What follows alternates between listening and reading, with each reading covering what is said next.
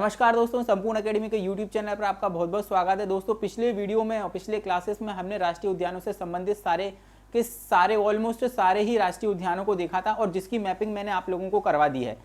अब जो है मैं आपसे ये रिक्वेस्ट करना चाहता हूँ कि जिससे हम आगे पढ़ें उससे पहले आप जितनी भी मैंने जो है राष्ट्रीय उद्यान से संबंधित आप लोगों को मैपिंग करवाई थी वो वीडियो ज़रूर से ज़रूर आप उसको देख लें।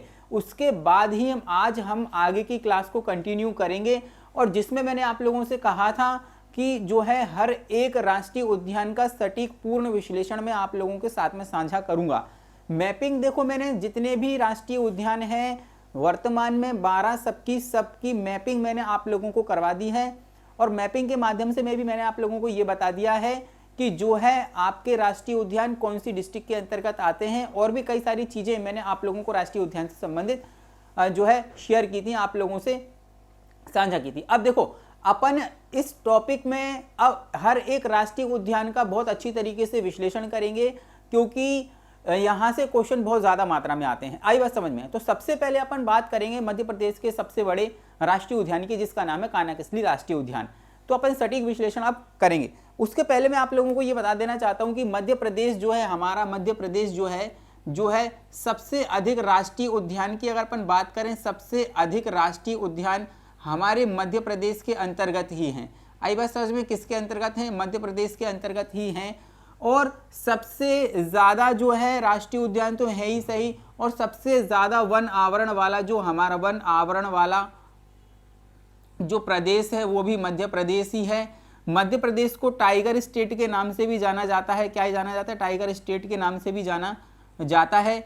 और जो है मध्य प्रदेश के अंतर्गत 2020 की जनगणना के अनुसार, वन रिपोर्ट के अनुसार अगर अपन बात करें, वन रिपोर्ट के अनुसार मध्य प्रदेश में जो है 526 जो है टाइगर थे।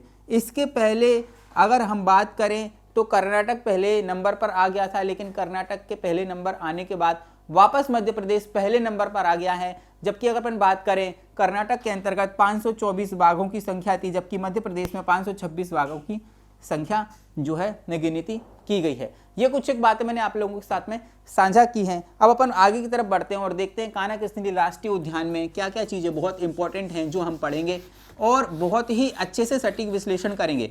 अब देखो, एग्जाम में क्या होता है कि वो ये तो पूछता ही है कि जो है आपका कौन सा राष्ट्रीय उद्यान किस डिस्ट्रिक्ट के अंतर्गत पड़ता है, लेकिन क्वेश्चन हमारे जो हैं बहुत डीप से भी आते हैं। हम हर एक पहलू को बहुत अच्छी तरीके से सोचेंगे, समझेंगे और उस पर बात करेंगे। देखो, कान्हा-किसली राष्ट्रीय उद्यान, आई बात समझ में? आपका कान्हा-किसली राष्ट्रीय उद्यान जो है आपका है ना, कान्हा राष्ट्रीय उद्यान की अगर अपन बात करें तो सबसे पहले मैं ये बता देना चाहता हूं कि ये राष्ट्रीय उद्यान आपके मंडला जिले के अंतर्गत पड़ता है। आई बात समझ में? मंडला जिले के अंतर्गत आता है। अब मैंने आप लोगों को मैपिंग कराई थी, उसका थोड़ा सा मैं आप लोगों को एग्जांपल यहाँ पर बता देता हूँ। मैं एक छोटा सा मैप ड्रॉ कर देता हूँ, आप लोगों ना समझना उससे। आई बात समझ में? क्योंकि मैपिंग तो मैंने ऑलमोस्ट पूरी करवा ही दी है आप लोगों को, और आप चाहे तो मेरा पुराना वाला जो वीडियो है वो देख लें। मंडला हमारा यहाँ आता है। मंडला डिस्ट्रिक्ट के अंतर्गत जो है कौन सा राष्ट्रीय उद्यान है? तो कान्हा राष्ट्रीय उद्यान है। क्या है? कान्हा राष्ट्रीय उद्यान है, जो 940 वर्ग किलोमीटर में आपका फैला हुआ है। कौन सा? जो है 940 वर्ग किलोमीटर के अंतर्गत फैला हुआ है। आई बात समझ में? अब देखो, कान्हा जो है आपका मंडला डिस्ट्रिक्ट के अंतर्गत आता है। सबसे पहला तो यही फैक्ट है। दूसरे नंबर की अगर अपन बात करें, इसके क्षेत्रफल की अगर अपन बात करें दोस्तों, तो हमारा जो क्षेत्रफल है इसका, तो यह है आपका 940 वर्ग किलोमीटर। आई बात समझ में? 940 वर्ग किलोमीटर। नंबर 3 की अगर अपन बात करें, ये मध्य प्रदेश का सबसे बड़ा राष्ट्रीय उद्यान है। क्या है? आपका मध्य प्रदेश का सबसे बड़ा राष्ट्रीय उद्यान है। नंबर 4 की अगर अपन बात करें तो भाई जो है आपका इसको 1933 में मतलब कि स्वतंत्रता के पहले अभय वन के नाम से जाना जाता था। अभय वन था ये। फिर 1952 में इसको, नंबर 5 की अगर अपन बात करें, 1952 में इसे जो है अभ्यारण्य बनाया गया। क्या किया गया? अभ्यारण्य बनाया गया। 1955 में इसे राष्ट्रीय उद्यान बनाया गया। क्या बनाया गया? राष्ट्रीय उद्यान बनाया गया। 1974 की अगर अपन बात करें, 1974 में इसे टाइगर प्रोजेक्ट के अंतर्गत शामिल किया गया। आई बात समझ में आप लोगों को। अब अपन आगे की तरफ बढ़ते हैं। देखो बहुत सारे फैक्ट यहां से निकल के आते हैं जो आप लोगों को मेरे को बताने हैं, क्योंकि क्वेश्चन यहीं से पूछा जाता है। और अगर मैं आपसे बात करूं, यहां पर ये भारत का सबसे इंपॉर्टेंट फैक्ट है, भारत का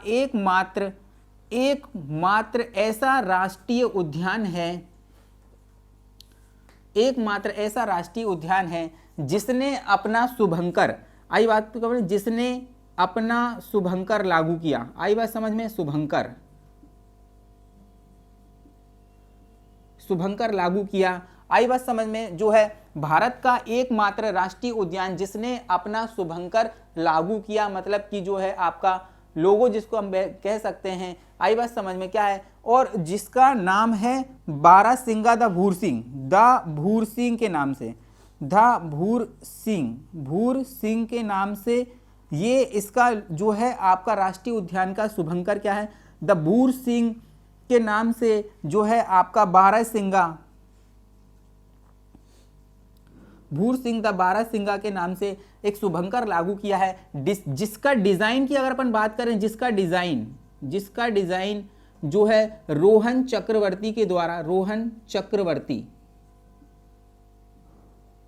चक्रवर्ती के द्वारा तैयार किया गया।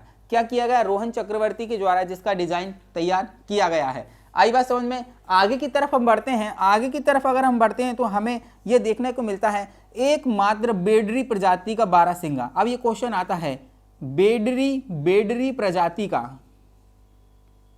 बेडरी प्रजाति का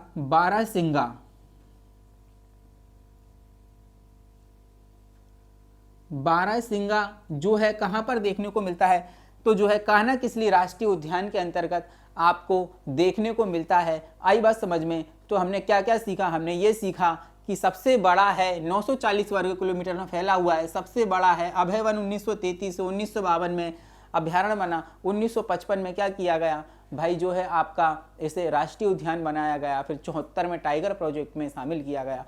अब देखो यहाँ पर क्या है, एक बहुत ही शानदार पर्यटन स्थल है। कौन कौन से? देखो अगर अपन बात करें यहां पर बमनी दादर के नाम से, क्या है? बमनी दादर के नाम से। नेक्स्ट जो हमारा पॉइंट है,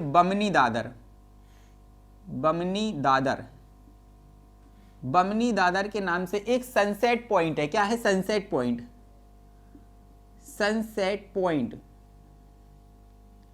आई बात समझ में। तो अब क्वेश्चन ये आता है कि बमनी दादर पर्यटन स्थल कौन से जो है राष्ट्रीय उद्यान के अंतर्गत है? तो भाई बमनी दादर पर्यटन स्थल जो है आपका किसके नाम से? आपका सनसेट पॉइंट के नाम से क्वेश्चन पूछा जा सकता है। बमनी दादर के नाम से क्वेश्चन पूछा जाता है। वो आपका कान्हा-किसली राष्ट्रीय उद्यान के अंतर्गत पड़ता है। क्या है? कान्हा-किसली राष्ट्रीय उद्यान के अंतर्गत पड़ता है। नेक्स्ट की अगर अपन बात करें, यहां पर बंजारा और सुपर्ण नदी प्रवाहित होती है इस राष्ट्रीय उद्यान से। बंजारा नदी प्रवाहित होती है। बंजर के नाम से भी इसे जाना जाता है, बंजर या सुपर्णा के नाम से भी इसे जाना जाता है। तो ये नदियां कहां से प्रवाहित होती हैं? आपकी कान्हा राष्ट्रीय उद्यान से यहां से प्रभावित होती हैं। आई बात समझ में। तो देखो यहाँ पर पर्यटन स्थल की क्या बात करी मैंने, एक तो बमनी दादर सनसेट पॉइंट है। आई बात समझ में, बमनी दादर सनसेट पॉइंट है ना, और जो है बंजर और सुपर्णा नदी। अब देखो क्वेश्चन बहुत अधिक मात्रा में पूछे जाते हैं कि कौन सी नदी किस राष्ट्रीय उद्यान से बहकर गुजरती है। तो बंजर और सुपर्णा नदी दोनों ही आपके कान्हा-किसली राष्ट्रीय उद्यान से होकर गुजरते हैं। आगे की तरफ चढ़ते हैं तो मैं आप लोगों को एक और बात बताना चाहता हूं कि यहां पर जो है आपका हालो घाटी और बंजर घाटी, आई बात समझ में, ये दोनों ही आपके कान्हा-किसली राष्ट्रीय उद्यान के अंतर्गत हैं। आई बात समझ में,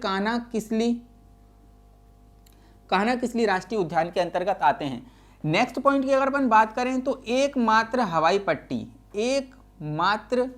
हवाई पट्टी, आई बात समझ में, एकमात्र हवाई पट्टी वह भी कहाँ है? आपके मंडला राष्ट्रीय उद्यान के अंतर्गत आती है। आई बात समझ में। एकमात्र हवाई पट्टी भी कहाँ आती है? आपकी मंडला राष्ट्रीय उद्यान के अंतर्गत आती है। भाई अगर अपन बात करें विश्व बैंक की सहायता से भाई पार्क इंटरप्रिटेशन योजना चलाई जा रही है। इसमें कौन सी पार्क इंटरप्रिटेशन योजना विश्व बैंक की सहायता से चलाई जा रही है। अपन आगे की तरफ बढ़ते हैं। आप एक काम करिएगा, इसका स्क्रीनशॉट ले लीजिएगा या फिर आप इसको लिख लीजिएगा, मैं यहां से मिटा रहा हूं। आई बात समझ में आप लोगों को।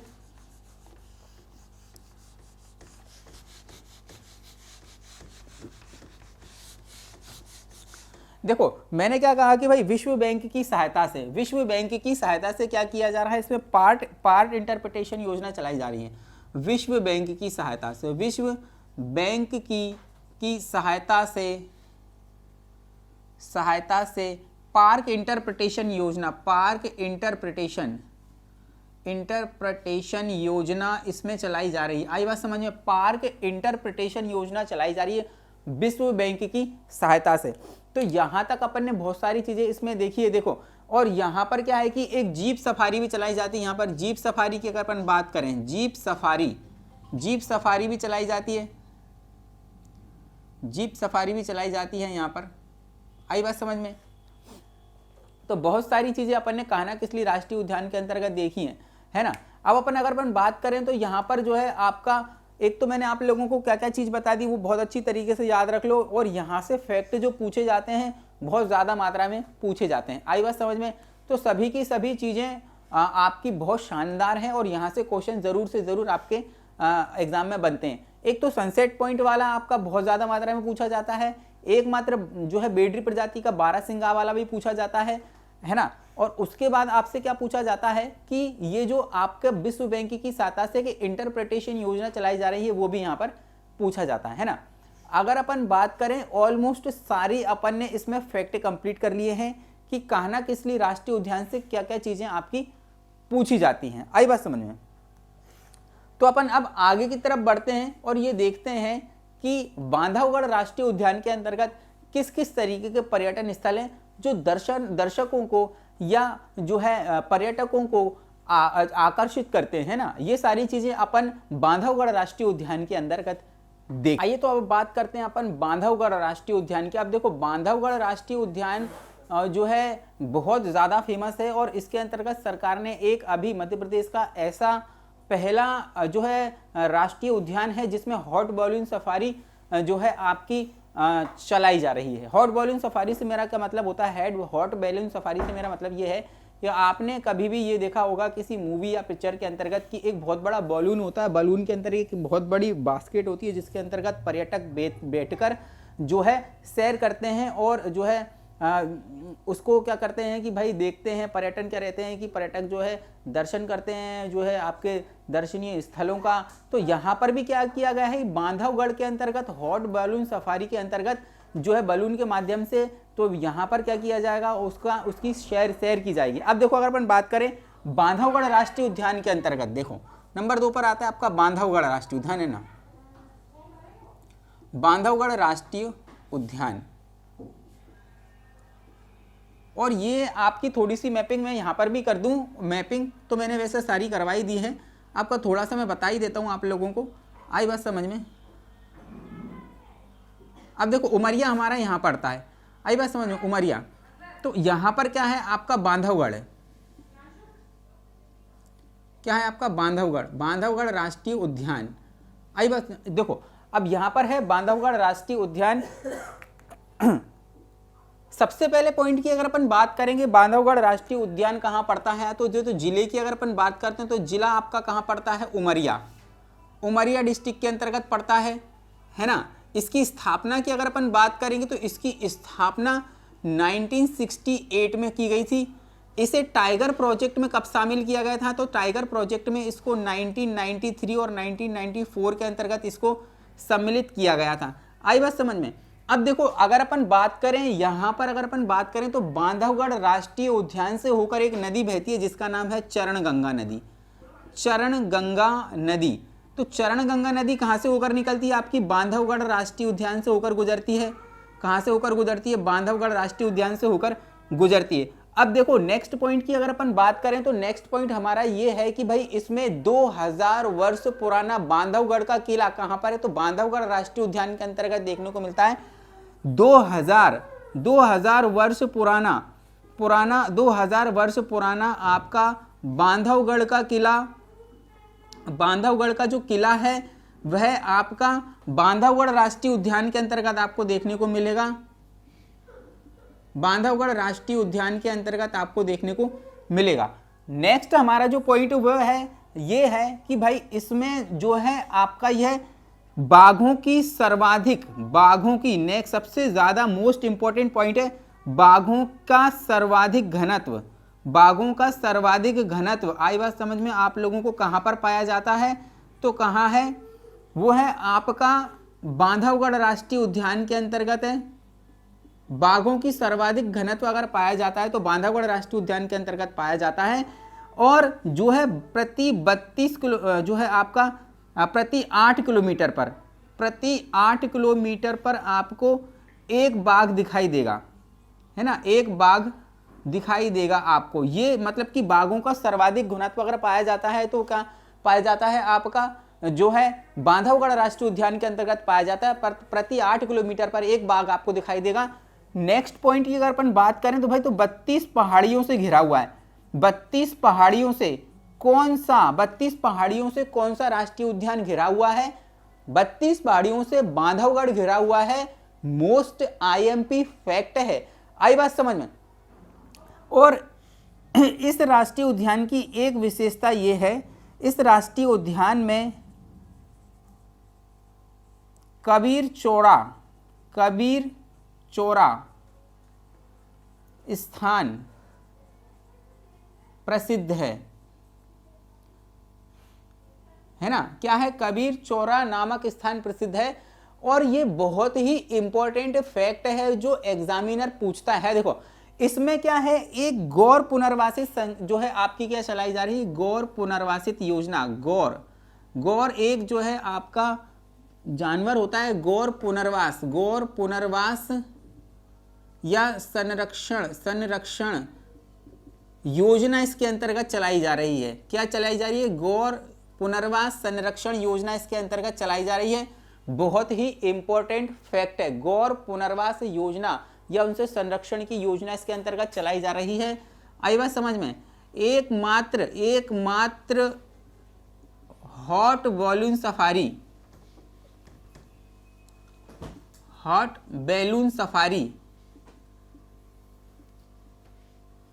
बैलून सफारी कहां पर चलाई जा रही है आपकी, वो भी बांधवगढ़ के अंतर्गत चलाई जा रही है। कहां पर चलाई जा रही है, बांधवगढ़ के अंतर्गत चलाई जा रही है। सबसे मोस्ट इंपॉर्टेंट फैक्ट आपका ये है मेरे दोस्त कि यहां पर भगवान विष्णु की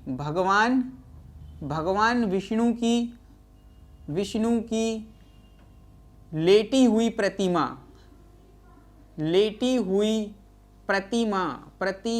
जो है आपका, देखो भगवान विष्णु की लेटी हुई प्रतिमा भी कहां पर देखने को मिलती है आपको, बांधवगढ़ राष्ट्रीय उद्यान के अंतर्गत आती है।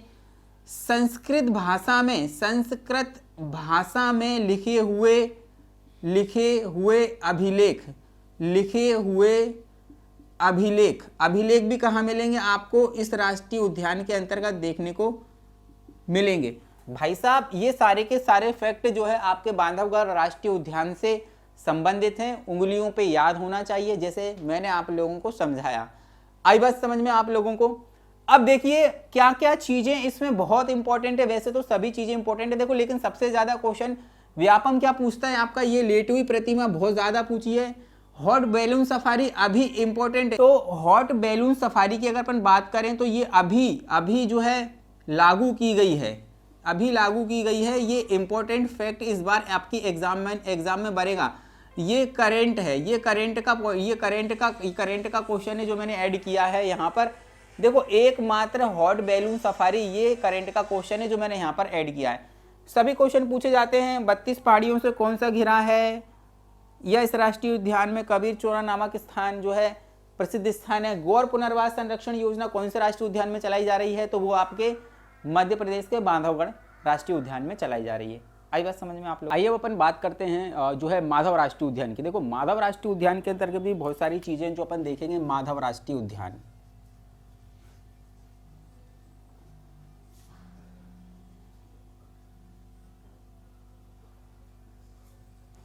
माधव राष्ट्रीय उद्यान के अंतर्गत मैं आप लोगों को इसको एक बार मैप के अंतर्गत दिखा देता हूँ कि इसकी स्थिति क्या है। देखो मैपिंग तो मैंने सभी जो है आपके राष्ट्रीय उद्यानों की करवा दी है, फिर भी मैं आप लोगों को थोड़ा सा हर एक राष्ट्रीय उद्यान में बता देता हूँ कि भाई किस तरीके से इसकी मैपिंग अपन ने सीखी थी। और देखो क्या रहता है कि भाई मैप्स के माध्यम से चीज़ों को समझने में और जो है याद करने में दिक्कत नहीं आती। देखो अब शिवपुरी जिला हमारा यहाँ पड़ता है, शिवपुरी हमारा यहाँ पड़ता है, और शिवपुरी जिले में जो है आपका माधव राष्ट्रीय उद्यान है। माधव राष्ट्रीय उद्यान शिवपुरी जिले में आपका लोकेटेड है। आई बात समझ में? ठीक है, आगे की तरफ बढ़ते हैं। तो देखो अपन सविस्तार तरीके से जो है सभी चीज़ों का अध्ययन कर रहे हैं। और शिवपुरी जो है राष्ट्रीय उद्यान 1958 में स्थापित किया गया था। तो इसकी स्थापना की अगर अपन बात करें तो इसकी स्थापना जो हुई थी, इसकी स्थापना की अगर अपन बात करें तो 1958 में, मतलब कि 1958 में इसकी स्थापना की गई थी। जिले की अगर अपन बात करें तो जिला जो है आपका आता है शिवपुरी, शिवपुरी जिले के अंतर्गत आता है।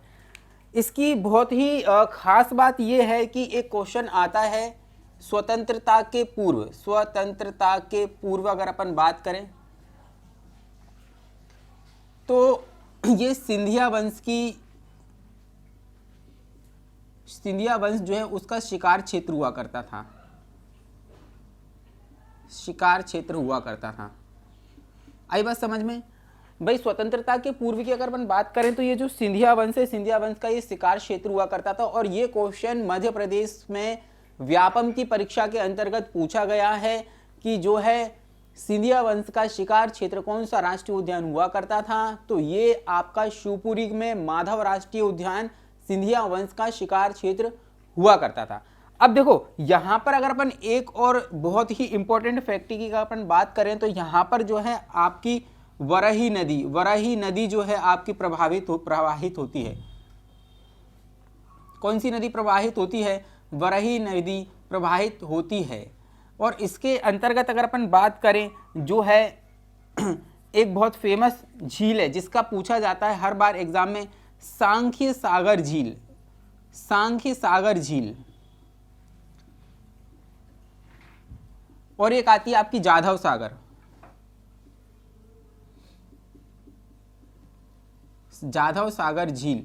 देखो सांख्य सागर झील और जाधव सागर झील की अगर अपन बात करें तो ये आपकी जो है दोनों ही झील कहां पर पड़ती हैं? माधव राष्ट्रीय उद्यान के अंतर्गत, माधव राष्ट्रीय उद्यान के अंतर्गत ये दोनों झीलें आपको देखने को मिलेंगी। देखो नेक्स्ट फैक्ट की अगर अपन बात करें तो यहां पर जो है एक आता है आपका जॉर्ज केशल भवन,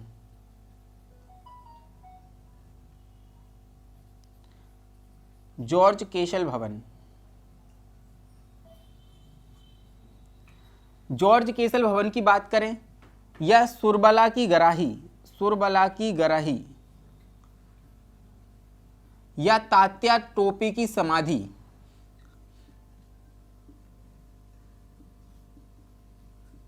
तात्या टोपी की समाधि। भाई अब देखो क्वेश्चन सीधा सीधा आपसे क्या पूछता है कि भाई तात्या टोपी की समाधि कौन से राष्ट्रीय उद्यान के अंतर्गत है?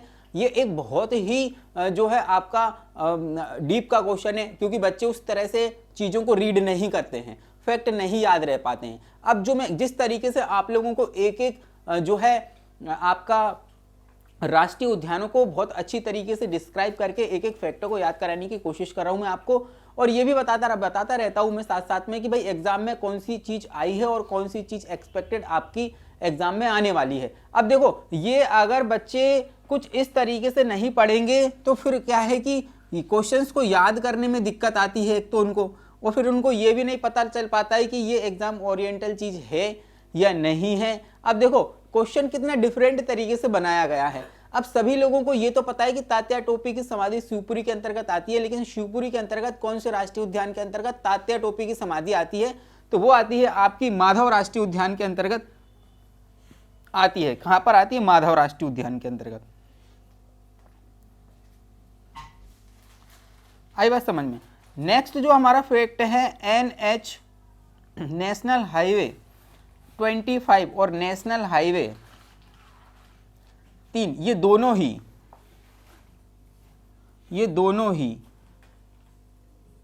माधव राष्ट्रीय उद्यान से होकर गुजरते हैं।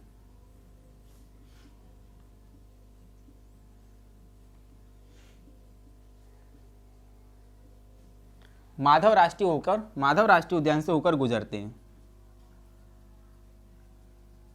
आई बात समझ में? कौन से राष्ट्रीय उद्यान से होकर गुजरते हैं? माधव राष्ट्रीय उद्यान से होकर गुजरते हैं। बहुत ही शानदार तरीके से मैं आप लोगों को चीजों को समझाने की कोशिश कर रहा हूं।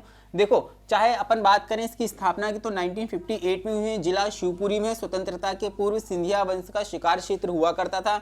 वरही नदी प्रवाहित होती है। अगर अपन बात करें यहाँ पर दो बहुत शानदार आपकी बहुत ही फेमस प्रसिद्ध आपकी झीलें, सांख्य सागर झील और जो है आपकी जो है कौन सी झील, जाधव सागर झील। और ये दोनों ही झील जो हैं मणिहार नदी पर हैं। ये नदी का नाम भी याद रखना, मणिहार नदी। कभी कभी वो यहां से भी क्वेश्चन बना लेगा कि भाई कौन सी नदी पर स्थित है। आई बात समझ में? देखो, एक तो बरही नदी आपकी प्रवाहित होती है माधव राष्ट्रीय उद्यान से, सांख्य सागर झील और जाधव सागर झील ये भी दोनों कहां पर है? आपके माधव राष्ट्रीय उद्यान के अंतर्गत है, मणिहार नदी पर है। जॉर्ज केसल की अगर अपन बात करें, चाहे सुरबला की ग्रही की अगर अपन बात करें, या फिर तात्या टोपी की समाधि की बात करें, ये सारे के सारे आपकी चीजें कहां पर है? माधव राष्ट्रीय उद्यान के अंतर्गत हैं। नेशनल हाईवे 25 और नेशनल हाईवे 13 जो है दोनों ही आपके माधव राष्ट्रीय उद्यान से होकर गुजरते हैं। आई बात समझ में? अब यहां पर अगर अपन बात करें तो बहुत सारे फैक्ट अपन ने माधव राष्ट्रीय उद्यान के अंतर्गत देखें। आई बात समझ में? देखो, नेक्स्ट की अगर अपन बात करें तो पन्ना राष्ट्रीय उद्यान है। पन्ना राष्ट्रीय उद्यान के अंतर्गत काफी सारी विशेषताएं हैं जो मैंने बोर्ड पर लिख रखी है। देखो, अपन बहुत अच्छी तरीके से एक एक चीजों का विस्तार पूर्वक अध्ययन कर रहे हैं। अब देखो, कुछ मैपिंग बता देता हूं मैं आप लोगों को। देखो, पन्ना राष्ट्रीय उद्यान कहां पर है? आपका पन्ना राष्ट्रीय उद्यान आपका केन और छतरपुर जो डिस्ट्रिक्ट है उसकी सीमा पर स्थित है। केन और छतरपुर की जो सीमा है उस पर स्थित है आपका।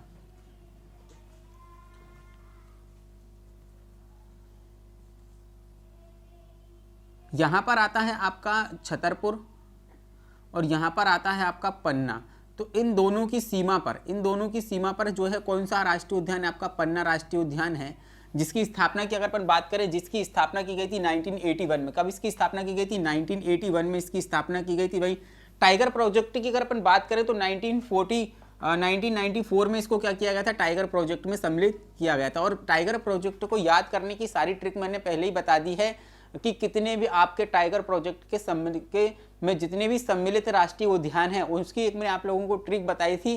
कान्हा ने पेंच से बांधा पन्ना सतजन, ये एक मैंने ट्रिक बताई थी जिसके माध्यम से मैंने सारे इसके अंतर्गत टाइगर प्रोजेक्ट में सम्मिलित राष्ट्रीय उद्यान बताए थे और उनके सन भी याद करवा दिए थे आप लोगों को। आप जरूर से जरूर इसका पहला पार्ट जरूर देख लें।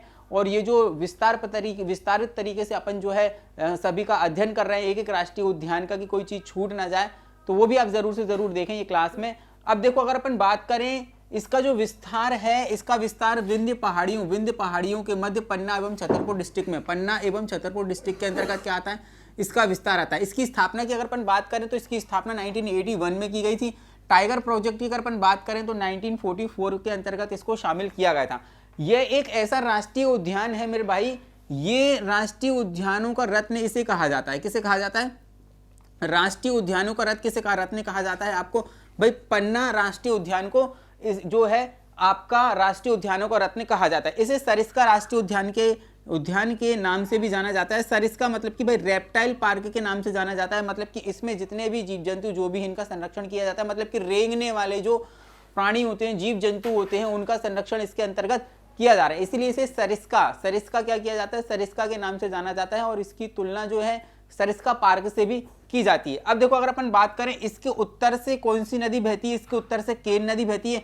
अब देखो, मैंने इसका पहले एक जलप्रपात वाली जो है एक वीडियो बनाई थी और क्लास ली थी, जिसके अंतर्गत मैंने आपको बताया था कि केन नदी कहां से प्रभावित होती है। मैंने बताया था कि केन नदी आपकी केमूर कटनी से प्रवाहित होती है। उद्गम उसका केन नदी का जो है कहां से है? आपका जो है केमूर कटनी से निकलती है वो, और जो है सबसे पहले पन्ना जाती है, पन्ना के बाद छतरपुर जाती है। और पन्ना में मैंने आप लोगों को ये बताया था कि दो जलप्रपातों का निर्माण करती है। कौन कौन से जलप्रपातों का निर्माण करती है?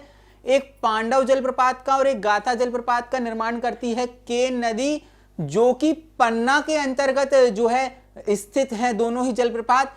अब देखो, यहां पर कितना सटीक विश्लेषण मैंने आप लोगों को करके दिखाया है। अगर यहां पर ये लिखा हुआ है कि केन नदी आपके पन्ना राष्ट्रीय उद्यान से होकर गुजरती है, तो भाई आपको उसकी डायरेक्शन याद है तो आप ये जरूर से जरूर पता लगा सकते हो कि भाई पन्ना डिस्ट्रिक्ट के अंतर्गत अगर ये पूछा है कि पन्ना राष्ट्रीय उद्यान के अंतर्गत कौन सी नदी प्रवाहित होती है, भाई तो आप लोगों को पहले ही बता चुका हूं मैं, यहां से केमूर कटनी से जो निकलती है मतलब कि केन नदी उसका आंसर होगा भाई, केन नदी। तो मैपिंग इसलिए मैंने आप लोगों को करवाई है कि मैपिंग के माध्यम से आप चीजों को इजी बना सकें। रटोगे कब तक? अब आपको अगर मैपिंग मैंने करवाई है तो आपके दिमाग में ये रहेगा कि यार केन नदी ही निकलती है, क्योंकि केमूर कटनी से उसका उद्गम होता है और वो पन्ना की डिस्ट्रिक्ट की तरफ जाती है और पन्ना डिस्ट्रिक्ट के अंतर्गत पन्ना राष्ट्रीय उद्यान पड़ता है। अब देखो यहां पर आगे की तरफ अगर अपन बढ़े तो इसके उत्तर की तरफ देखो, उत्तर से केन नदी प्रवाहित होती है, तो पहले ही मैंने आप लोगों को बता दिया है ना। अब देखो एकमात्र ऐसा राष्ट्रीय उद्यान है जिसके लिए खजुराहो विमान सेवा उपलब्ध है, खजुराहो जिसके लिए खजुराहो से विमान सेवा उपलब्ध है। अब भाई ये क्वेश्चन पूछा गया है, व्यापम ने भी पूछा था कि भाई ऐसा कौन सा राष्ट्रीय उद्यान है एकमात्र जहां जिसके लिए विमान सेवा उपलब्ध है, तो भाई पन्ना राष्ट्रीय उद्यान एक ऐसा राष्ट्रीय उद्यान है जिसके लिए छतरपुर से जो है आपकी विमान सेवा जो है उपलब्ध है। आई बात समझ में आप लोगों को? देखो नेक्स्ट की अगर अपन बात करें, केन बेतवा नदी जोड़ो परियोजना से इसका क्षेत्र लगभग 30 किलोमीटर तक डूब चुका है। आई बात समझ में? तो केन बेतवा जो लिंक परियोजना है मेरे भाई, अभी हाल ही में इसके मध्य प्रदेश और उत्तर प्रदेश के बीच एक समझौता हुआ है जो विगत वर्षों से टलता आ रहा था, तो वो भी एक इसको जो है आपका अनुमति दी गई है। और केन बेतवा नदी जोड़ो परियोजना से इसका क्षेत्र 30% लगभग डूब गया है। अब देखो ये इसकी प्रसिद्धि का क्या क्या कारण है। एक तो आंवला उत्पादन में ये प्रमुख है, मतलब कि आंवला सबसे ज्यादा यहाँ पर देखने को मिलेगा, और पन्ना को आंवला जिले के नाम से भी जाना जाता है, इसलिए जाना जाता है क्योंकि यहाँ पर सर्वाधिक पन्ना उत्पादन जो है आंवला जो है आपका उत्पादित किया जाता है। रेप्टाइल पार्क के नाम से जाना जाता है। रेप्टाइल पार्क मतलब वही होता है जो जीव जंतु जो रेंग कर चलते हैं, इसलिए रेप्टाइल पार्क के नाम से जाना जाता है। अब इसके अंतर्गत जंगली भैंसों का भाई क्या किया जा रहा है, संरक्षण किया जा रहा है। और इसके अंतर्गत गिद्ध संरक्षण, गिद्ध पुनर्वास योजना भी चलाई जा रही है। गिद्ध पुनर्वास योजना, कौन सी? गिद्ध, एक गिद्ध पुनर्वास योजना भी इसके अंतर्गत चलाई जा रही है मेरे दोस्तों।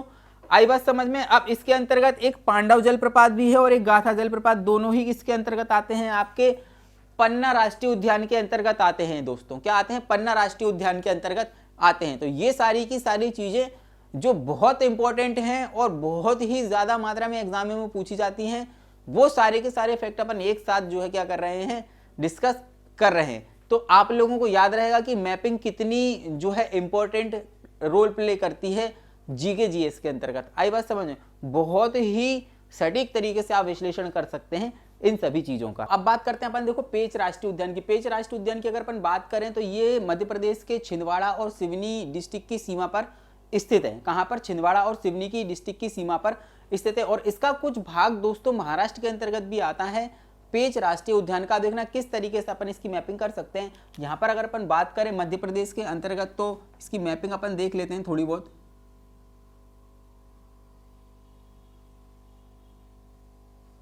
अब देखो यहां पर आता है आपका छिंदवाड़ा और यहां पर आता है सिवनी। इन दोनों की सीमा पर जो अगर अपन बात करें तो कौन सा राष्ट्रीय उद्यान है आपका? पेंच राष्ट्रीय उद्यान है। आई बात समझ में? पेंच राष्ट्रीय उद्यान है। अगर देखो यहां अगर अपन बात करें तो इसका कुछ भाग महाराष्ट्र के अंतर्गत भी आता है। किसके अंतर्गत आता है? महाराष्ट्र के अंतर्गत भी आता है। तो पेंच और छिंदवाड़ा की सीमा पर ही ये स्थित है। कुछ भाग इसका महाराष्ट्र के अंतर्गत आता है, जिसकी स्थापना की अगर अपन बात करें दोस्तों, अगर अपन बात करें तो 1975 में इसे राष्ट्रीय उद्यान बनाया गया था। वहीं अगर अपन बात करें 1992 की तो देखो 1992 में इसे टाइगर प्रोजेक्ट में सम्मिलित किया गया था। कब किया गया था? 1992 में इसे टाइगर प्रोजेक्ट के अंतर्गत शामिल किया गया था। अब देखो ये सतपुड़ा की पहाड़ियों पर है। कहां पर स्थित है? सतपुड़ा की पहाड़ियों पर। और जो है आपका जो है महाराष्ट्र और के अंतर्गत कुछ इसका भाग पड़ता है। अगर मध्य प्रदेश की बात करें अपन तो कहां पर पड़ता है आपका? छिंदवाड़ा और सिवनी में स्थित है। अब देखो इसका वर्णन कहां पर मिलता है? देखो इसका जो वर्णन है अकबरनामा में मिलता है। अकबरनामा एक जो पुस्तक है आपकी वहां पर मिलता है इसका वर्णन। अकबरनामा के अंतर्गत इसका क्या मिलता है? आपका वर्णन मिलता है। वर्ष 2002 की अगर अपन बात करें दोस्तों, वर्ष 2002 में इसका नाम परिवर्तित कर इंदिरा प्रियदर्शनी पार्क कर दिया गया। अब क्वेश्चन ये आता है आपका कि भाई इंदिरा प्रियदर्शनी पार्क को किस नाम से जाना जाता है? तो इंदिरा प्रियदर्शनी नया नाम है, तो पेंच राष्ट्रीय उद्यान का नाम परिवर्तित करके वर्ष 2002 में अगर अपन बात करें, वर्ष 2002 के अंतर्गत इसका नाम बदलकर क्या कर दिया गया? इंदिरा प्रियदर्शनी पार्क कर दिया गया है। दोस्तों इसे मोगली लैंड के नाम से भी जाना जाता है। किसे जाना जाता है? मोगली लैंड के नाम से भी इसे जाना जाता है। मोगली लैंड के नाम से भी इसे जाना जाता है। जो है आपकी रुडयार्ड किपलिंग ने एक पुस्तक लिखी है, बहुत ही फेमस पुस्तक है रुडयार्ड किपलिंग की, जो कि पेंच राष्ट्रीय उद्यान के ऊपर जो है मोगली लैंड जिसका नाम है, और द जंगल बुक के नाम से एक प्रसिद्ध पुस्तक जो है लिखी गई है रुडयार्ड किपलिंग द्वारा। ये भी बहुत इंपॉर्टेंट क्वेश्चन है, ये भी आपका एग्जाम में आता है। अगर अपन बात करें तो यहाँ से एक राष्ट्रीय उद्यान है जो है आपका मध्य प्रदेश में, जो है आपकी महाराष्ट्र की सीमा पर स्थित है। इस राष्ट्रीय उद्यान में पेंच नदी प्रवाहित होती है। पेंच नदी कहाँ से प्रभावित होती है? आपकी जो है आपकी पेंच राष्ट्रीय उद्यान से पेंच नदी आपकी प्रवाहित होती है। ये क्वेश्चन नदियों वाले अधिकतर एग्जाम में आते हैं, ये याद रखना। नदियों वाले जो क्वेश्चन है वो बहुत ज्यादा मात्रा में आते हैं कि कौन सी नदी कहाँ से निकलती है। तो पेंच नदी की अगर अपन बात करें तो पेंच राष्ट्रीय उद्यान से निकलती है ये। नंबर अगर अपन जो बात करें जो है आपका नेशनल हाईवे की अगर अपन बात करें तो नेशनल हाईवे 44 ये भी आपका कहां से निकलता है? पेंच राष्ट्रीय उद्यान से निकलता है। कहां से निकलता है? पेंच राष्ट्रीय उद्यान से निकलता है। फेमस एक काला पहाड़ स्थित है। फेमस स्थान जो है आपका एक काला पहाड़, काला पहाड़ के नाम से एक फेमस स्थान है, जो कहां पर पड़ता है? पेंच राष्ट्रीय उद्यान के अंतर्गत आता है। और ये क्वेश्चन आपकी एग्जाम में व्यापम ने पूछा था। कहां, किस में पूछा था? व्यापम में पूछा था। आई बात समझ में। और द जंगल बुक के नाम से, देखो द जंगल बुक, ये पुस्तक पूछी जाती है, द जंगल बुक, है ना। ये कौन से राष्ट्रीय उद्यान पर लिखी गई है? पेंच राष्ट्रीय उद्यान पर लिखी गई है और रुडयार्ड किपलिंग के द्वारा लिखी गई है। आई बात समझ में? रुडयार्ड किपलिंग के द्वारा लिखी गई है। ये सारे फैक्ट मैंने आप लोगों के साथ में साझा किए।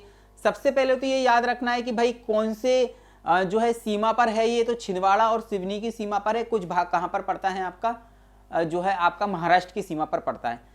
दूसरे की अगर अपन बात करें तो स्थापना जो है या इसको राष्ट्रीय उद्यान 75 में बनाया गया था और 1992 में से टाइगर प्रोजेक्ट में सम्मिलित किया गया था। पेंच नदी प्रवाहित होती है, नेशनल हाईवे 44 है यहाँ पर।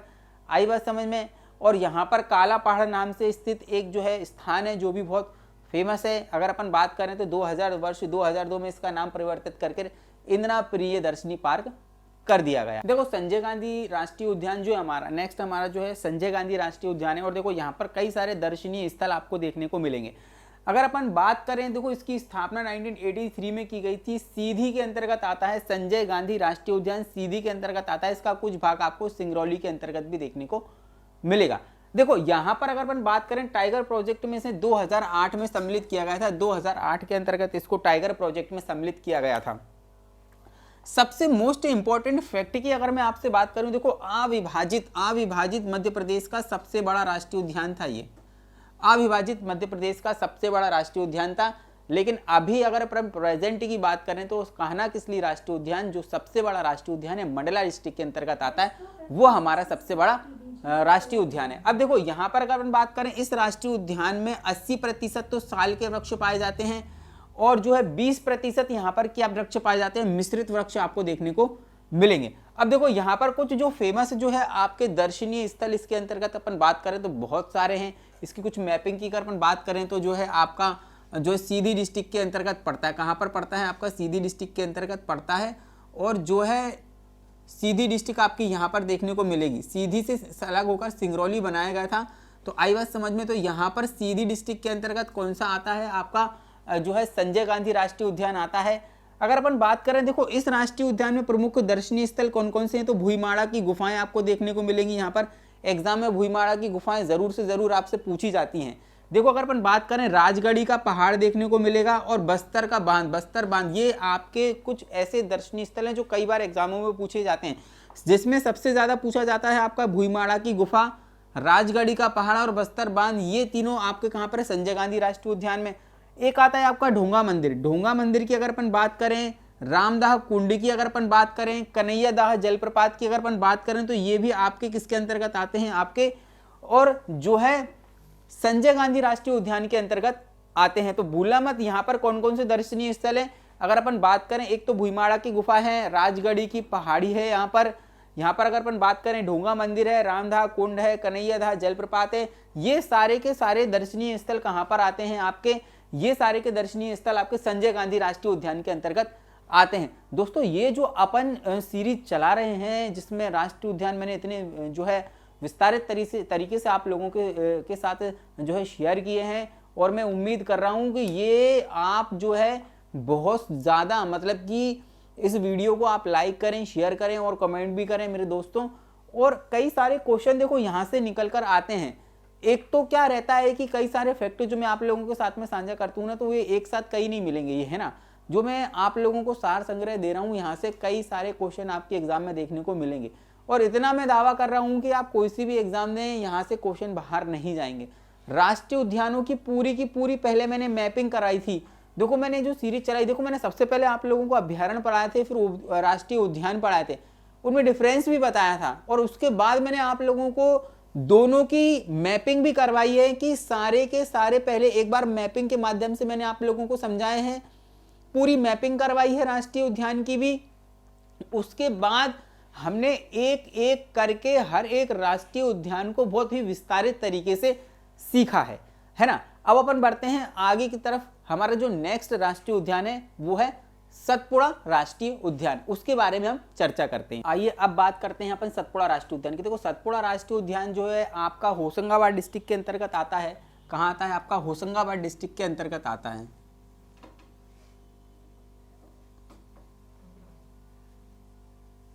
होशंगाबाद डिस्ट्रिक्ट यहाँ पड़ती है आपकी, और यहाँ पर आता है आपका सतपुड़ा राष्ट्रीय उद्यान।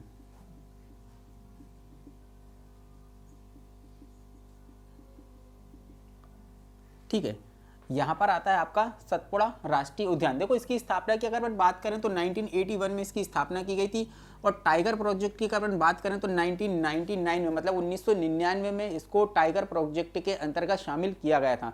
दोस्तों बहुत इंपॉर्टेंट है ये भी, यहाँ से भी कई सारे क्वेश्चन बनते हैं। देखो यहाँ पर अगर अपन बात करें कृष्ण मृगों की संख्या सबसे ज्यादा है, कृष्ण मृगों की जो संख्या है यहाँ पर सबसे ज्यादा सर्वाधिक मात्रा में पाई जाती है। अगर अपन बात करें सतपुड़ा राष्ट्रीय उद्यान मुख्य रूप से तवा जलाशय का भाग है। अब देखो तवा नदी भी कहाँ से बहती है आपकी, जो है नर्मदा के समानांतर बहती है नदियाँ आपकी। और देखो अगर अपन बात करें नर्मदा हो ताप्ती हो, ये दोनों प्रमुख नदियां हैं अपनी, जबकि अगर अपन बात करें तवा नदी जो है आपकी सतपुड़ा राष्ट्रीय उद्यान मुख्य रूप से तवा जलाशय का ही भाग है। अब देखो सतपुड़ा टाइगर रिजर्व को जो है 1999 में इसे प्रदेश का प्रथम बायोस्फीयर रिजर्व घोषित किया गया था। क्या किया गया था इसको? सतपुड़ा राष्ट्रीय उद्यान को जो है 1999 में जो है प्रदेश का प्रथम बायोस्फीयर रिजर्व क्या किया गया था? घोषित किया गया था, है ना। नेक्स्ट की अगर अपन बात करें तो एक बहुत फेमस स्थान है मड़ई पर्यटन स्थल, मड़ई वन क्षेत्र की अगर बात करें तो ये हमारे सतपुड़ा राष्ट्रीय उद्यान का ही एक भाग है जो कि बहुत फेमस है, और यहाँ से क्वेश्चन एग्जाम में आता है। और पिछली अगर आप एग्जाम को देखोगे, अगर जो प्रीवियस ईयर के क्वेश्चन पेपर लगाओगे तो यहाँ पर आपको क्वेश्चन देखने को मिलेगा कि मड़ई वन कौन से राष्ट्रीय उद्यान के अंतर्गत आता है। तो जो मड़ई वन है पर्यटन स्थल है वो आपका सतपुड़ा राष्ट्रीय उद्यान के अंतर्गत आता है, सतपुड़ा राष्ट्रीय उद्यान के अंतर्गत ही आता है। देखो प्रदेश का एकमात्र राष्ट्रीय उद्यान जहां पर प्रशासनिक तौर पर बस, जीप, हाथी, डोंगे ये पर्यटकों को जो है घुमाने के लिए क्या किए जाते हैं, यहाँ पर चलाने की उनकी अनुमति प्रदान की जाती है। क्या की जाती है? आपकी अनुमति प्रदान की जाती है, मतलब कि एकमात्र ऐसा राष्ट्रीय उद्यान है यहाँ पर प्रशासनिक तौर पर यह व्यवस्था की गई है कि जो पर्यटक आपके आते हैं उनके लिए वहाँ पर उनको घूमने के लिए, उनको सैर कराने के लिए यहाँ पर बस, जीप, है ना, और अगर अपन बात करें नाव, हाथी, डोंगी ये सारी फैसिलिटीज उनको सरकार जो है मुहैया कराती है। मध्य प्रदेश की सबसे ऊंची चोटी की अगर अपन बात करें धूपगढ़, वो भी कहाँ पर आती है? आपकी सतपुड़ा राष्ट्रीय उद्यान के अंतर्गत आती है, जिसकी ऊंचाई जो है आपकी 1350 मीटर है, 1350 मीटर। धूपगढ़ की जो लंबाई है अगर अपन बात करें वो 1350 मीटर जो है आपकी है। अब देखो यहाँ से बहुत सारे अपन ने फैक्ट कंप्लीट किए हैं, इंपॉर्टेंट अपन ने सारे कुछ देख लिए हैं। यहाँ पर अगर अपन बात करें, देखो 81 में आपकी क्या की गई थी स्थापना, और 99 में टाइगर प्रोजेक्ट के साथ में जो है इसको सम्मिलित किया गया था। सतपुड़ा राष्ट्रीय उद्यान मुख्य रूप से तवा जलाशय का भाग है ना। 1999 में 1999 में देश का मतलब जो प्रदेश का प्रथम बायोस्फीयर रिजर्व घोषित किया गया था। मड़ई पर्यटन स्थल की बात करें तो ये भी आपका सतपुड़ा राष्ट्रीय उद्यान के अंतर्गत आता है। अगर अपन बात करें एकमात्र ऐसा राष्ट्रीय उद्यान जिसमें प्रशासनिक तौर पर बस, जीप, हाथी, डोंगे और नाव चलाने की व्यवस्था सरकार ने यहाँ पर पर्यटकों के लिए की हुई है। सबसे अगर ऊंची चोटी की अगर अपन बात करें धूपगढ़, तो वह कहाँ आती है, आपकी सतपुड़ा राष्ट्रीय उद्यान के अंतर्गत आती है। देखो यहाँ पर हमने राष्ट्रीय उद्यानों से संबंधित सारे के सारे फैक्ट कंप्लीट कर लिए, ऑलमोस्ट सभी फैक्ट कंप्लीट कर लिए और विस्तारित तरीके से जहां जहां से जो भी चीजें बनती थी वो राष्ट्रीय उद्यान हमने सारे के सारे कंप्लीट कर लिए, चाहे वह कोई सा भी राष्ट्रीय उद्यान हो। अब देखो जो क्वेश्चंस आपके एग्जाम में बनेंगे यहीं से बनेंगे, नो डाउट, इसलिए आपने बहुत ही विस्तारित तरीके से हर एक राष्ट्रीय उद्यान को और उनके अंदर भी जो चीजें पर्यटन के रूप में मौजूद हैं वो भी हमने देख ली हैं कि कौन सी नदी प्रभावित होती है। उसके बाद अगर अपन बात करें कोई नेशनल हाईवे वहां से गुजर रहा है, कोई झील है, कोई किला है, तो ये सब चीजें हमने सारे राष्ट्रीय उद्यानों के अंतर्गत एक एक करके सारी चीजों को समझ लिया है। और उम्मीद करता हूं कि ये वीडियो भी आपको बहुत ज्यादा पसंद आएगा, इसलिए इस वीडियो को जरूर से जरूर लाइक करें, शेयर करें, कमेंट करें और जो है संपूर्ण एकेडमी के यूट्यूब चैनल को जरूर से जरूर सब्सक्राइब कर लें। तो फिर मिलते हैं अपन नेक्स्ट वीडियो में और नेक्स्ट टॉपिक के साथ, तब तक के लिए जय हिंद और धन्यवाद।